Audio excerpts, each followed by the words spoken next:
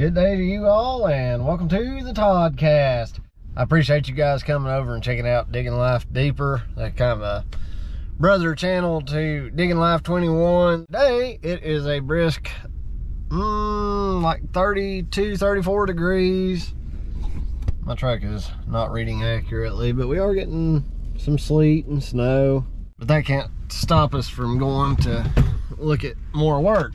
The job we're going to look at, I think, is going to be really beneficial to anybody who's getting their fresh start in this type of business. Apparently, it is a road that is collapsing. It was doing fine. They bought it back in 2018. Needed a tree removed, had a crane brought in, and apparently it crushed the road pretty good.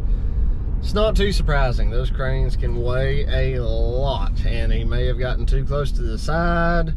They are suspicious that there may be some rotting wood in the road. So without digging into the road, it's hard to make that determination.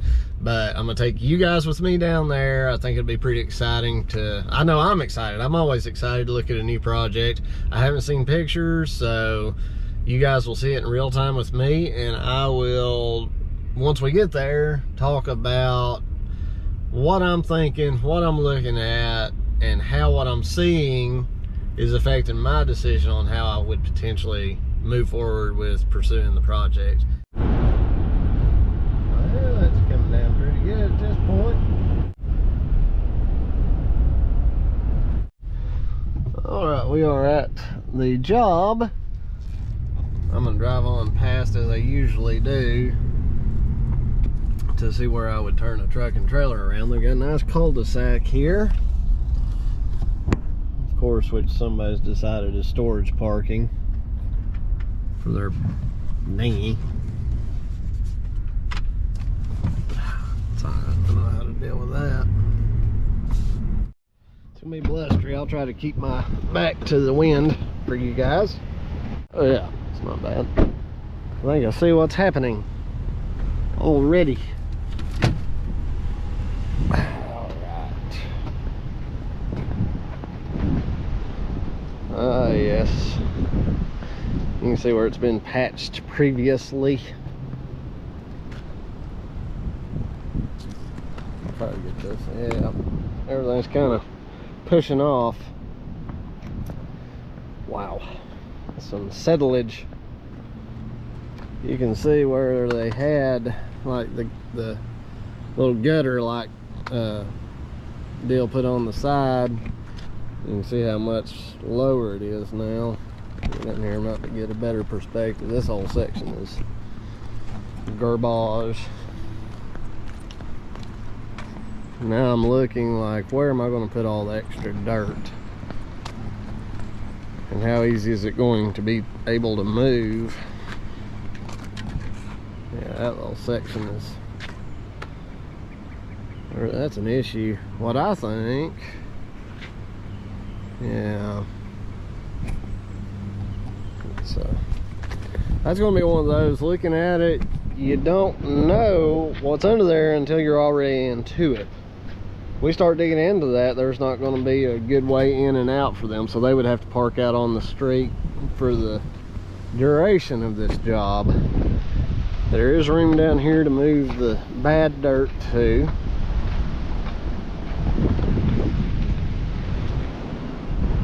Alright, so let's see what we can do here.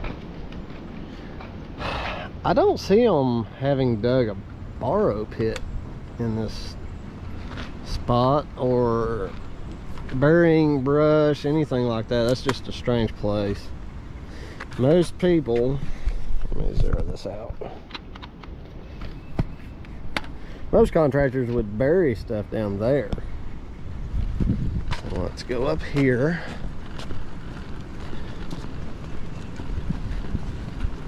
We'll measure this whole thing off.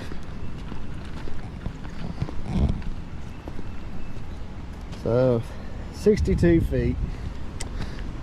I'll go ahead and round it to 70 for the ends. So it's just not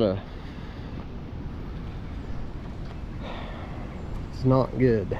Not good at all. This side is a good foot lower than this one. I can see the tire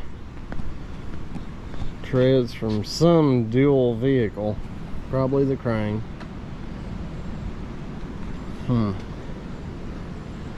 Okay, got it.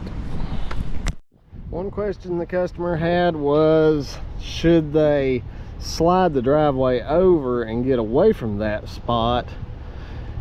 If there's something under there that's causing a sinkhole, they could move it over, pour it, but then potentially be in a situation to where whatever's under there keeps moving. If they did bury a bunch of stuff, which I really don't think is the case, then it wouldn't just be one little strip like that. Usually it's a big hole, and that just doesn't look like it. That does not look like that situation. I think my solution would be to take the asphalt up and start digging in and see what's going on. Figure out what's going on, and if nothing else, we get down 5 or 6 feet and see that. And it shouldn't be, whatever's there we should hit within, you know, 5 to 10 feet anyway. I would dig a couple of holes in different spots, starting down at the bottom, and see if I hit anything. Then my feeling is, once we get down so deep, if we don't find anything wrong, we go ahead and dig it out a minimum of 5 feet deep until I start hitting virgin ground. If it's not virgin ground, start building back with better materials. I would start out with like class B riprap and build it up several, I would say 2 or 3 feet with that, then go in with railroad ballast, which is smaller but won't go down in too far, to the class B, get that up about a foot, and then finish it out with ABC road bond. I may come up with some, and that's the idea, just kind of stepping it up. You want the bigger stuff for that really solid base, and then like maybe go from class B riprap, which is the size of like footballs, then to the ballast, which is a 3-inch size stone here, then to maybe 3/4, and then to ABC maybe. Those are a couple options, a couple of ways to go about it, but you want to step up. You want to start at big stuff, work your way up, and then let them have a concrete company maybe come in, cut the rest of the asphalt out, and then pour concrete with rebar, and that should solve that issue. So let me I'll just crunch some numbers real quick and give you guys kind of an idea of range of what something like this would cost. Almost forgot to get my width of this cut. That is 6 feet. Let's check another spot down here.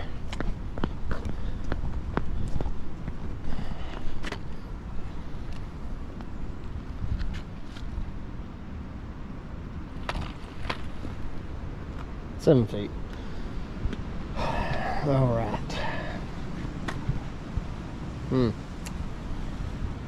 Okie dokie. There's not a good path for me to run a skid steer in here. Move the dirt out. Yeah, I think what I would do,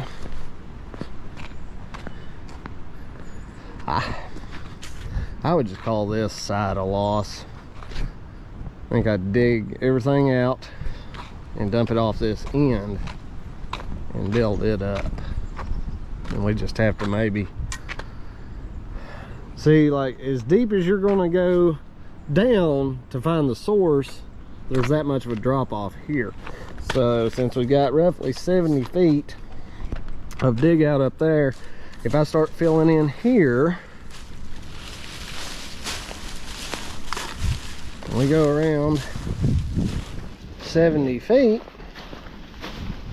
I could just dump off this edge possibly through here. That's 40. So I could come out to these trees and fill all this in and taper it with their extra dirt. I think that's gonna be the best way about it. And that would work good too, because I can back the truck in, start digging at the upper side, and as I dig my way down, fill it in with that bigger rock and materials. Now before I leave the site, what I'm going to do is look at our utility boxes. Here's phone and cable and power. My bet is power for this site runs through these yards to feed it. There's a power box over there. So you can bet somewhere in here that power line has to cross. There's our corner marker. I bet the power runs. There's a good chance it's going to run down through there. Let's find the box on the house. I'm just going to kind of keep you guys in real time so I can walk my way with you. There may be a power box over there.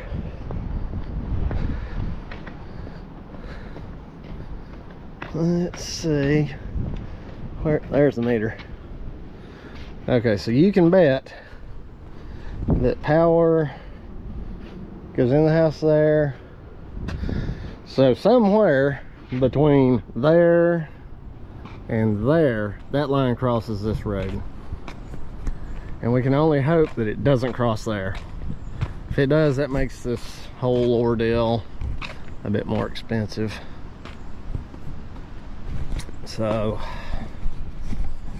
it's taken like 3 weeks for 811 to come out to these jobs and mark.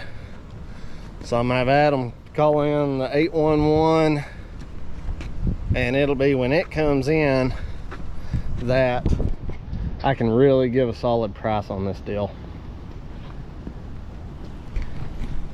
In the meantime, I'll give them a range of if utilities do not cross that spot, and a price if utilities do cross it. So to just kind of kick it off, I'm gonna assume 5 feet. 5 feet is not very deep. I'm only 5'9". So take my head off, 5 feet from my shoulders to my feet. If I can hit good firm ground that deep, then I'm going to figure we're not going to do all the different kinds of materials. I'm going to go straight for 4 feet of class B riprap, 75 feet long, 8 feet wide, 4 feet deep. And for the class B, 75 feet, 8 feet wide, 4 feet deep, we're looking at 126 tons. So I'm gonna round up to 150. You always just go ahead and round up to cover your bases, and you don't want to have to come up with a customer saying, oh, we need more. You would rather say, oh, it only took this much, we'll discount it. Now what I'm gonna do is go to 1 foot. Actually, let's go ahead and go 2 feet of ABC. That's 84 tons of ABC. The reason that I'm talking to you guys as a single entity, most people that started coming to my channel wanted to start out. They're looking to me for information on how to start a business, and a lot of times you are starting up as a one-man show. For you guys who are a single person and you can carry at least 15 tons at a time on your dump truck, and you've got at least a 12,000 pound machine, I would quote this if I were you at 6 days. Everybody I know that has a machine anywhere from 12,000 pounds to 20,000, running that machine in a dump truck ranges anywhere from $1,250 to $2,500 a day. Huge range. And it all depends on too your local market. How expensive does that stuff run? This job, in a nutshell, you're looking at $5,000 to $6,000 in aggregate materials and your 6 days of labor, I would tell somebody that you're looking at anywhere from $15,000 to $20,000. That's where I would expect a quote to come in at. I think that is reasonable. You guys drop it in the comments. Tell me where you would come in at, or a range that you would throw at a customer.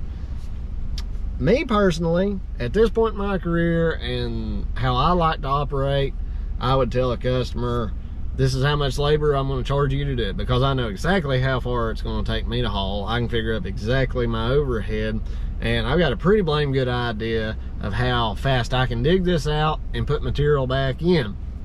Then I'll give them the option of setting up an account at the quarry that when I go in to haul, I can tell them I'm hauling for this customer and it needs to go on their credit card. If they don't want to go that trouble, then I'll simply put it on my account and charge the total.